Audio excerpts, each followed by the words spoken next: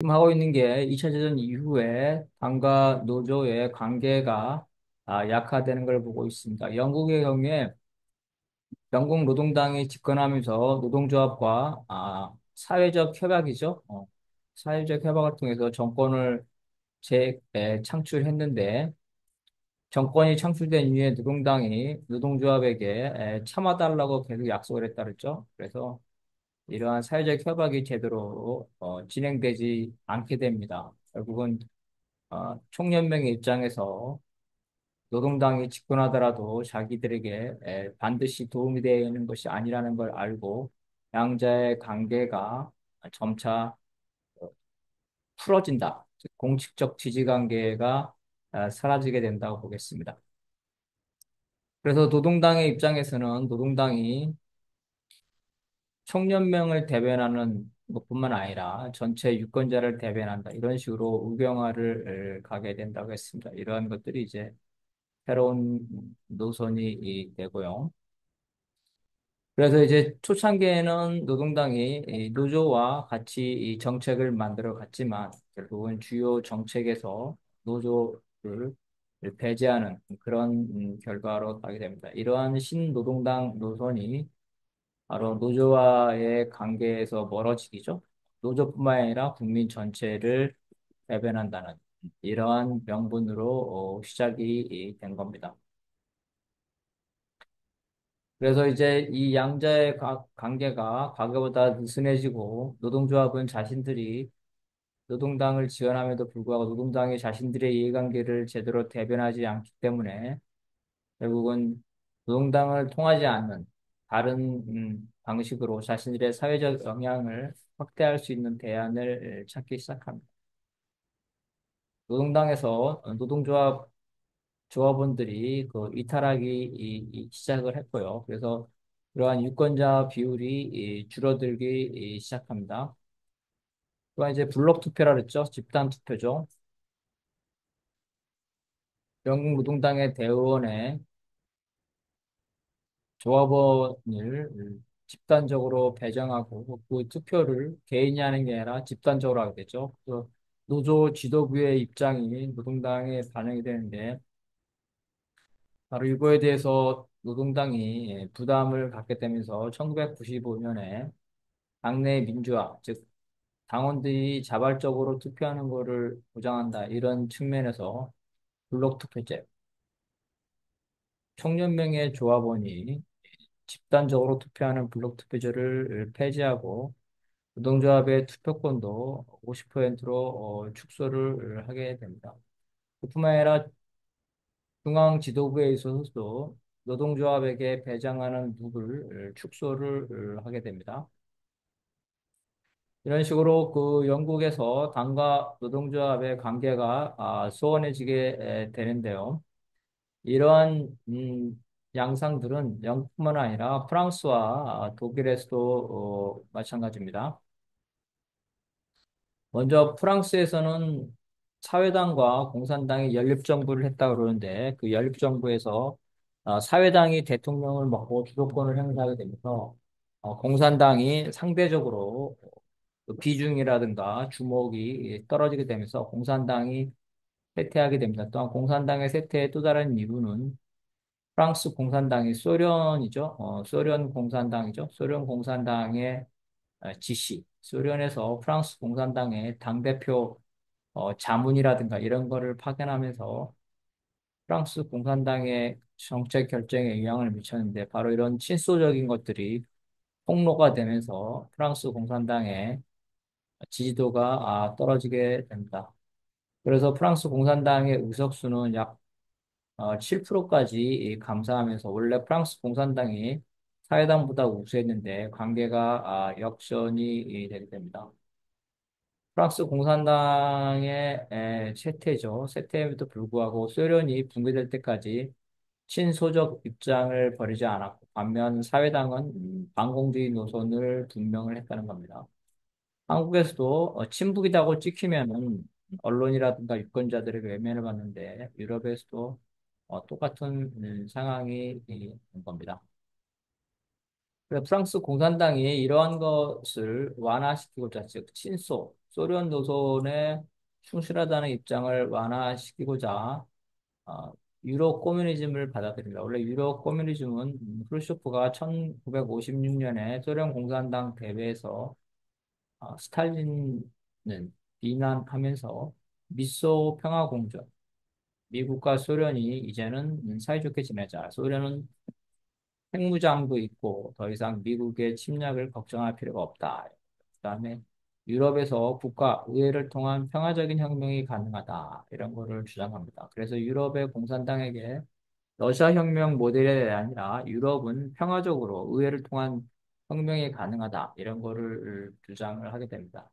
그래서 이러한 유럽의 공산당들이 바로 의회에 진출하면서 삼인주의 정당들과 연립정부를 통해서 집권을 하고자 하는 노선으로 가져가는데 이러한 노선들이 1957년 세계 공산당 노동자 대회 이런 데서 국제적으로 인식이 되고 각각의 나라에서 사회주의를 향하는 새로운 길이죠. 이러한 것들이 되고 특히 1969년 모스크바에서 열린 세계 공산당 노동당 대회에서 이러한 유럽 커뮤니즘에서 사회주의 혁명이라는 거죠. 사회주의가 아니라 진보적 민주주의.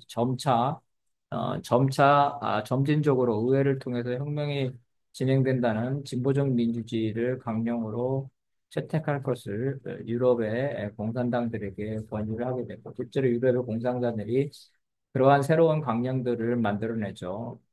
평화혁명이죠. 점진적 혁명. 이탈리아 공산당이 최초로 이탈리아 경로죠. 사회주의로 가는 이탈리아 경로. 영국의 경우에는 이미 그 전에 우경화됐기 때문에 사회주의로 가는 영국의 경로 이런 식으로 사회주의로 가는 뭐 프랑스의 경로 각각의 유럽의 공산당들이 이러한 의회를 통한 혁명이라는 것들을 만들어 갑니다. 이러한 의회를 통한 혁명이라는 게 각 나라마다 이것이 사회주의 노선을 포기한 거냐 아니면은 전술적으로 택한 거냐 이건데 프랑스 공산당에서는 이러한 유럽 커뮤니즘이 과거의 반파쇼 인민전선과 같이 부르주아 민주주의를 활용하려는 전술적 태도에 불과했다는 겁니다. 그러면 이들이 왜 의회를 통한 혁명이라고 생각했냐면은 이 당시에 유럽 커뮤니즘이 나오던 당시에 세계의 주요 정당이죠. 프랑스 공산당, 그다음에 이탈리아, 스페인에서는 이러한 공산당들이 의회에서 그 당시에 의석이 꽤 있었기 때문에 삼인주의 정당과 연합을 하면 선거연합을 하면 실제로 연립정부를 통해서 집권할 가능성이 있었기 때문에 이 연립정부를 목표로 해서 선거연합, 이러한 것들을 주장을 합니다. 그런데 1977년에 서유럽의 공산당들이 대거 패배하면서 이제 연립정부에 들어갈 자격조차 상실하게 됩니다. 지지율이 떨어지게 되면서 그리고 1979년에 소련이 아프가니스탄을 침공하면서 미소 화해가 종식이 되고 미국과 소련 간의 냉전이 다시 시작되면서 반공 노선이죠. 반공주의 여론, 반소 여론이 확산되면서 이러한 유럽 커뮤니즘, 의회를 통한 혁명, 연립정부, 공산당이 선거연합을 통해서 연립정부를 한다는 가능성이 사라지게 됩니다. 그 공산당들은 대부분 이런 유럽 커뮤니즘을 버리고 독자 노선이죠. 공산주의 독자 노선.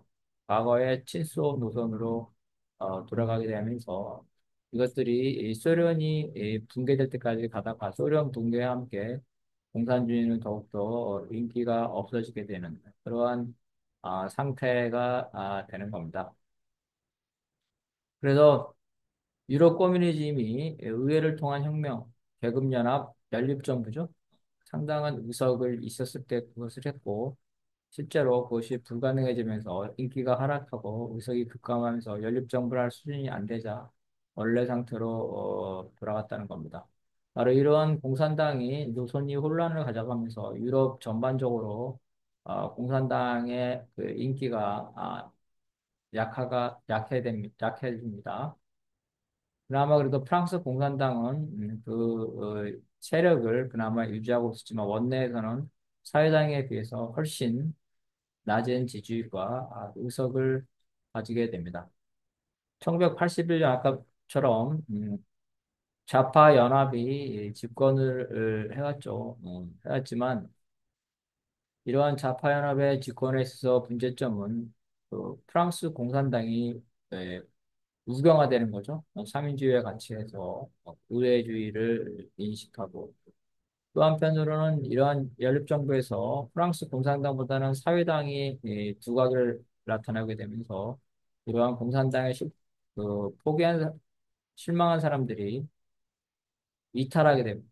프랑스 공산당의 지지율은 더욱더 떨어지게 되면서 기존의 프랑스 공산당 이외에 새로운 좌파 정당이죠. 이 좌파 정당에서 뭐 반자본주의 정당이라든지 이러한 정당. 그 다음에 또 기존의 우파에도 실망하면서 새로운 극우적 성격의 우파 정당들이 나타납니다. 왜냐하면 우파와 좌파가 번갈아 가면서 집권했지만 이러한 것들에 대해서 실망하고 실증을 낸 유권자들이 새로운 우파와 새로운 좌파를 갈망하게 되면서 우파나 좌파나 다당제로 전환됐다는 겁니다.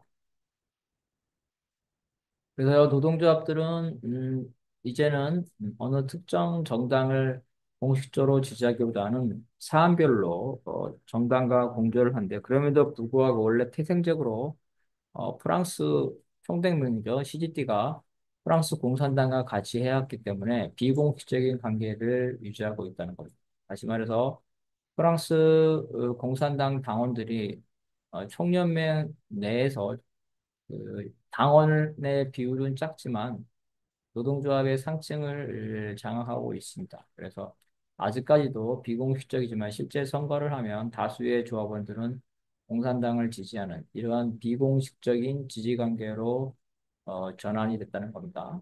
그래서 영국에서는 당이 우경화되면서 노조가 계속 양보를 해야 되는 상황이기 때문에 노조가 불만을 가지고 이탈한 거고요. 프랑스에서는 그러한 이유 이외에도 공산당과 사회당이 연립정부를 했는데 연립정부를 했죠. 이 연립정부 때문에 이거에 대해서 공산당이 우경화되면서 표가 이탈하게 되고 또 공산당의 인기가 하락하고 레드 컴플렉스가 하면서 공산당의 지위가 더욱더 떨어지는 그러한 관계를 가져간 것